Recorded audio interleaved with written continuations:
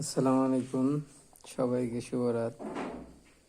ভূমিকম্প পরবর্তী সময়ে আমার চিন্তা ভাবনাগুলো আপনাদের সাথে শেয়ার করছি। এই যে দেখুন, ভূমিকম্প নিয়ে আল্লাহ তাআলা কোরআনে পাকের মধ্যে একটা সূরা নাজিল করছে। প্রাকৃতিক একটা শাস্তি আল্লাহ তাআলার। অনেক এরকম আছে যে ঘূর্ণিঝড়, জলোচ্ছ্বাস, বিভিন্ন কিছু আছে, কিন্তু তার মধ্যে ভূমিকম্প হচ্ছে সবচাইতে বড় প্রাকৃতিক একটা আযাব। এই ভূমিকম্পর পরে আগে যে ভুল ত্রুটি, ধর্ম অনুযায়ী চলা বা সততা, ভালো কাজ করা, সেগুলা কি করছি কি করি নাই সেটা বিষয় না।